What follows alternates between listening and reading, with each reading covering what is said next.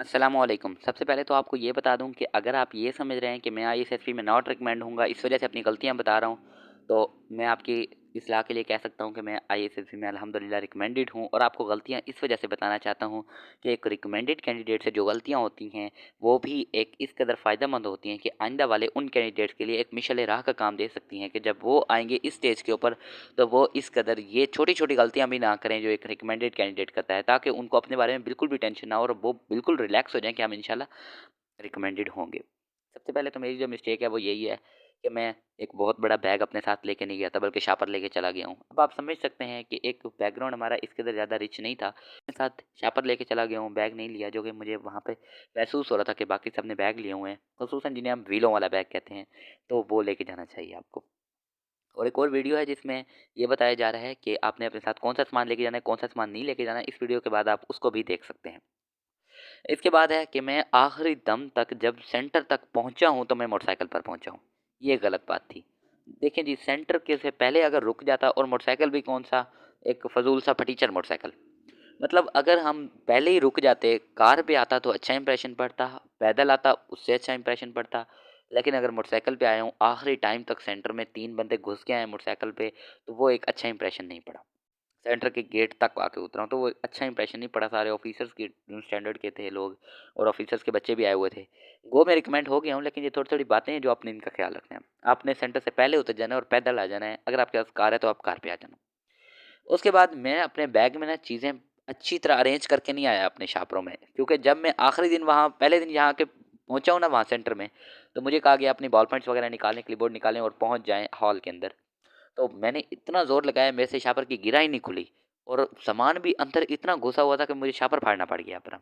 फिर मेरे से सामान इकट्ठा नहीं होता था और मैं सबसे लेट हो गया हूँ। उसके बाद मेरे पास वर्ड की इन्फॉर्मेशन नहीं थी। मैंने सारी ज़िंदगी पढ़ाई की है, जिसकी वजह से मैं जो है ना ही अपने घर में टीवी देखा मैंने, टीवी था ही नहीं और ना ही न्यूज़पेपर था, जिसकी वजह से मेरे पास वर्ड की इन्फॉर्मेशन नहीं थी। उसके बाद मैं जब इंटरव्यू देने लगा, इंटरव्यू से पहले उसी ऑफिसर ने मुझे देखा था, मैं कैजुअल पैंट शर्ट पहन के ठहरा था। इंटरव्यू में जाते वक़्त मैंने फ़ौरन ड्रेस चेंज किया और मैंने ड्रेस पैंट शर्ट पहन ली, टू पीस पहन लिया। तो इंटरव्यू वाले को ये गलत लगा, उसने फ़ौरन कहा, "आपने ड्रेस क्यों चेंज किया है? क्या आप समझते हैं कि मैं ड्रेस देख रहा हूँ?" तो ये गलत बात थी ना, मुझे ड्रेस चेंज नहीं करना चाहिए था, ख़ुसूसन तब जब वो मुझे देख चुका था। इसके मुझे पता भी था वो मुझे देख रहा है, लेकिन फिर मैंने ऊपर से मैंने उसको जवाब भी ऐसा अजीब-सा दिया कि मुझे अभी तक समझ नहीं आ रही मैंने वो जवाब क्यों दिया। मैंने उसको दिया है कि सर मैं स्टाफ से पूछ के गया हूँ। पहली बात तो ये कोई जवाब नहीं है। जवाब ये है आप क्यों चेंज करने का जवाब ये नहीं है मैं स्टाफ से पूछ के गया हूँ। और दूसरी बात ये आप स्टाफ से पूछ क्यों रहे हो? आपको तो स्टाफ को इन्फॉर्म करना चाहिए, पूछने वाले आप कौन होते हो? क्योंकि आपका रैंक तो स्टाफ से ऊपर ही है ना, ये आपको समझना चाहिए इस बात को।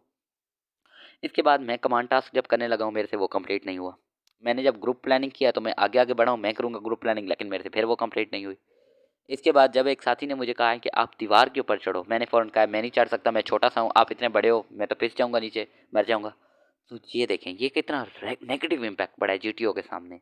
मैंने जीटीओ को देख के कहा है कि मैं तो नीचे फिस जाऊँगा, आप इतने बड़े हो, मैं तो बहुत छोटा हूँ, मेरी हाइट फिज़िक बड़ी छोटी थी। तो मैंने कहा मैं तो फिस जाऊँगा नीचे। अब ये देखें ये कितना नेगेटिव इम्पैक्ट पड़ रहा है, एक आप फ्रेंड की मदद नहीं कर रही, आपको करनी चाहिए। ये थोड़ा-सा मुझे मसला हुआ था यहाँ पे। उसके बाद जब आखिरी दिन मेरा री इंटरव्यू था, मैंने शेव नहीं की हुई थी, जिससे बिल्कुल ही नेगेटिव इम्पैक्ट पड़ गया। मेरी 2 दिन की शेव पड़ी हुई थी, मैंने शेव ही नहीं की थी।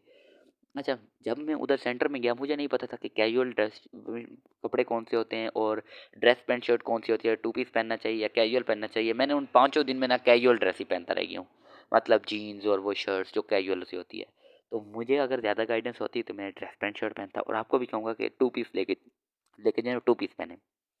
इसके बाद मैं अपने साथ वेस्ट कोट लेके नहीं गया, जो कि कंपल्सरी था। वेस्ट कोट के बगैर तो मेस में नहीं जाने देते थे। मुझे बड़ी टेंशन हुई है मेस में आने-जाने के लिए, क्योंकि मेरे पास वेस्ट कोट नहीं था।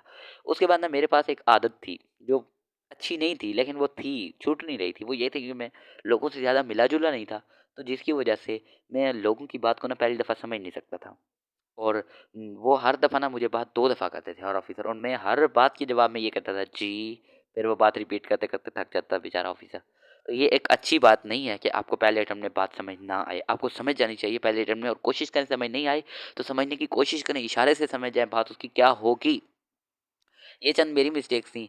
गो रिकमेंड था, लेकिन मिस्टेक्स फिर भी थी, और इंशाल्लाह जब आप जाएँगे तो मैं उम्मीद करता हूँ आपकी ये मिस्टेक्स नहीं होंगी। तो अगर ये वीडियो आपके लिए हेल्पफुल साबित हुई हो, तो मेरे लिए सिर्फ़ अल्लाह रब्बुल इज़्ज़त से दुआ कर सकते हैं। और अल्लाह ताला आपको भी आईएएसएससी में रिकमेंड करवाए और ढेर सारी कामयाबियों से नवाजे। आमीन सुमा आमीन।